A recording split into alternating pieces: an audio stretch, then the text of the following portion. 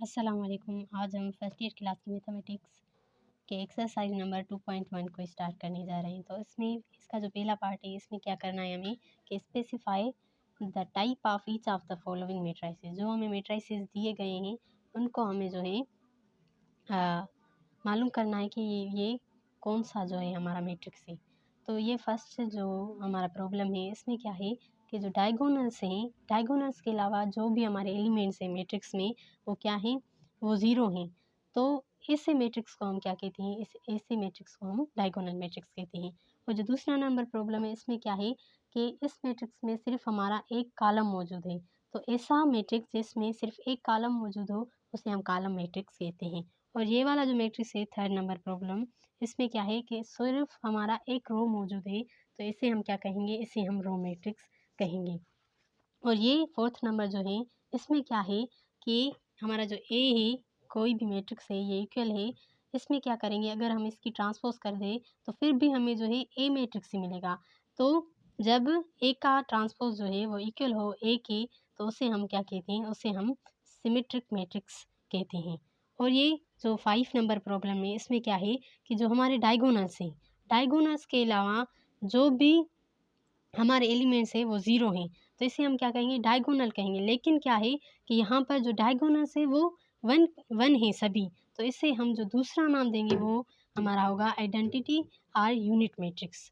Okay, तो ये हमारा 5 नंबर था। और ये जो 6 नंबर है, इसमें क्या है कि ये डायगोनल्स के अलावा जो एलिमेंट्स है वो क्या हैं, ज़ीरो हैं। तो इसे हम क्या कहेंगे, इसे हम डायगोनल मैट्रिक्स कहेंगे। और यहाँ पर क्या है कि ये जो 7th नंबर प्रॉब्लम में, ये वैसे तो है हमारा डायगोनल मैट्रिक्स, क्योंकि इसमें क्या है कि जो डायगोनल के अलावा जो भी हमारे एलिमेंट्स है वो ज़ीरो है। लेकिन जब डायगोनल्स के अलावा एलिमेंट्स हो और वो जो है सेम हो, तो उसे हम क्या कहेंगे, उसे हम स्केलर मैट्रिक्स कहेंगे। और ये 8th नंबर जो है, इसमें क्या है कि ये हमारा कोई भी ए मैट्रिक्स है, इसका हम कॉन्जुगेट जो है वो फाइंड आउट करेंगे। तो कॉन्जुगेट हम कॉम्प्लेक्स नंबर्स में सीख के आए हैं, तो वो कैसे हम फाइंड आउट करते हैं, जो भी हमारा इमेजिनरी पार्ट होता है उसकी साइन जो है हम चेंज कर देते हैं। ओके, तो ये यहाँ पर आयोटा, तो इसको हमने माइनस आयोटा कर दिया है। 2 आयोटा तो -2 आयोटा कर दिया। और ये माइनस आयोटा, तो ये यहाँ पर आयोटा बन गया। और -4 आयोटा, तो यहाँ पर 4 आयोटा। और ये -2 आयोटा, तो यहाँ पर 2 आयोटा। और 4 आयोटा, तो यहाँ पर -4 आयोटा। अब हम क्या करें, अगर ए कॉन्जुगेट का ट्रांसपोज़ मालूम करें, हमें जो है ए मैट्रिक्स मिल जाए। यहाँ पर आप देख सकते हैं कि ये ट्रांसपोज़ यानी कि हम रोज़ को जो है कॉलम्स के फॉर्म में हमने लिखा है और कॉलम्स को रोज़ के फॉर्म में लिख दिया है। तो जब ए कॉन्जुगेट का ट्रांसपोज़ जो है वो इक्वल हो जाए किसके, ए के, तो ऐसे मैट्रिक्स को हम क्या करते हैं, ऐसे मैट्रिक्स को हम हर्मिशन मैट्रिक्स कहते हैं। लेकिन क्या होता है, हर्मिशन मैट्रिक्स में हमारे जो डायगोनल्स हैं वो ज़ीरो के इक्वल नहीं होते हैं, वो कोई भी मतलब कि कांस्टेंट नंबर होता है। तो जब भी हमारे डायगोनल्स ज़ीरो के इक्वल होंगे, तो उस मैट्रिक्स को हम क्या नाम देंगे, उस मैट्रिक्स को हम स्क्यू हर्मिशन मैट्रिक्स का नाम देंगे। अगर यहाँ पर जो हमारे ये डायगोनल्स ज़ीरो नहीं होते, तो इससे हम फिर हर्मिशन मैट्रिक्स कह सकते थे, लेकिन अब हम इसको नहीं कहते हैं।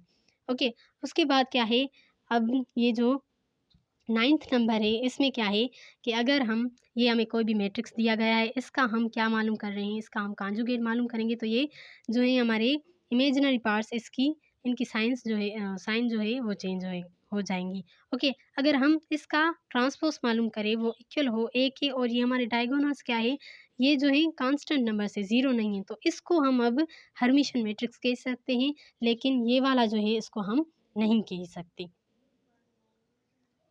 अब ये सेकंड नंबर प्रॉब्लम है, इसमें क्या है कि a newspaper agent of a town records the number of papers sold on each day of 1 week as follows. तो यहाँ पर ये हमें टेबल दी गई है।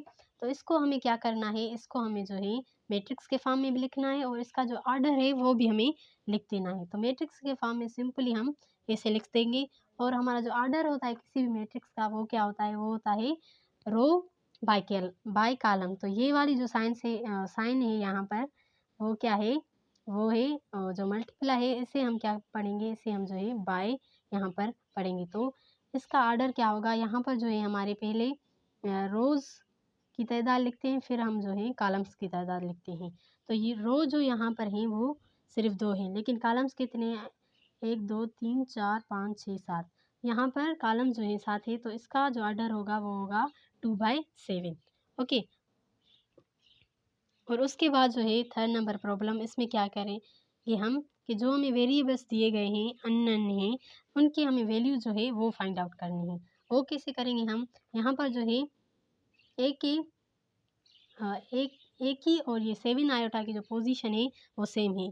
तो यहाँ से हमें क्या मालूम होता है कि ए का जो वैल्यू है वो है 7 आयोटा।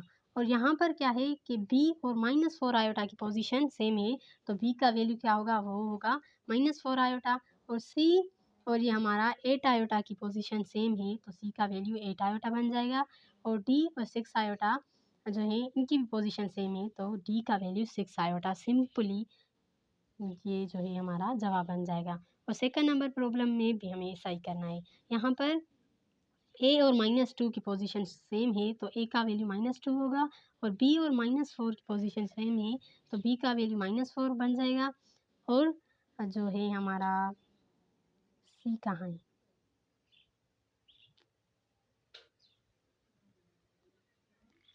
यहाँ पर सी जो है, सी और 7 की पोजीशन सेम है, तो सी का जवाब 7 हो जाएगा।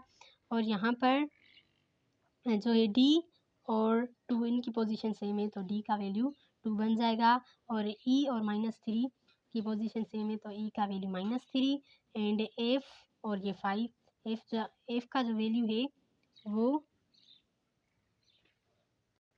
यहाँ पर एफ नहीं, सॉरी ये जी है, तो जी का वैल्यू 5 होगा और एफ का जो वैल्यू है वो हमारा 9 होगा। तो ये इसका जवाब रहेगा। और उसके बाद हमारा जो थर्ड नंबर प्रॉब्लम है, इसमें क्या करेंगे, हम पहले जो है इक्वेशंस बनाएंगे।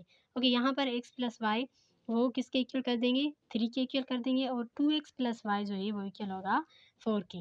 ओके, तो इसकी मदद से हम जो वैल्यूज़ है वो फाइंड आउट कर सकते हैं। अब क्या करेंगे, x प्लस वाई और ये 2x प्लस वाई जो है ये इनके इक्वल है, तो ये इसका कोफिशिएंट हम जो है इससे मल्टीप्लाई करेंगे इस नंबर इक्वेशन से, और उसका जो है हम इससे। तो यहाँ पर हमें क्या मिल जाएगा, ये इससे मल्टीप्लाई होगा तो 2x plus 2y is equal to 6। और ये तो हमारा 1 इससे मल्टीप्लाई होगा तो ये सेम रह जाएगा। तो यहाँ पर हम जो साइन है वो चेंज करेंगे। यहाँ पर पहले प्लस है तो ये माइनस कर देंगे, ये प्लस है तो ये माइनस, यहाँ पर प्लस है तो ये माइनस कर देंगे। तो यहाँ पर ये 2x आपस में कैंसिल हो जाएंगे। और यहाँ पर 2y में से -5 होगा, तो y जो है वो इक्वल होगा, यहाँ पर जो है 6 - 4, तो ये हमें 2 मिल जाएगा। तो y मतलब कि हमारा इक्वल हो गया किसके, 2 के। और अगर हम यहाँ में से किसी भी एक इक्वेशन में y का वैल्यू पुट करके हमें x का वैल्यू जो है वो भी मालूम कर सकते हैं। तो यहाँ पर हम फर्स्ट नंबर इक्वेशन में पुट करेंगे, तो यहाँ पर जो है x से प्लस y की जगह पर हम 2 रख देंगे इज इक्वल टू 3। तो हमारा x जो है वो इक्वल होगा 1 के। तो ये हमें x और y की वैल्यू जो है मिल गए। और यहाँ पर अगर देखा जाए तो हमारा a जो है वो इक्वल होगा y/2 की। ओके, तो ए इज इक्वल वाई अपान 2 और y का वैल्यू क्या है, वो है 2। तो a जो है इक्वल होगा 2/2, तो a का वैल्यू हमें 1 मिल जाएगा। ओके, उसके बाद क्या है कि जो हमारा 3x है वो इक्वल है z की, तो इसकी मदद से हम z का वैल्यू जो है वो भी फाइंड आउट करते हैं। तो 3x की जगह पर हम 1 रखेंगे, तो z का वैल्यू क्या हो जाएगा, वो भी हमारा जो है 3 हो जाएगा। यानी कि हमारा a जो है वो इक्वल होगा 1 के, एक्स भी 1 के, वाई जो है वो इक्वल होगा 2 के, एंड जेड जो है वो इक्वल होगा 3 के। तो ये रहे हमारे फाइनल जवाब। देखने के लिए शुक्रिया।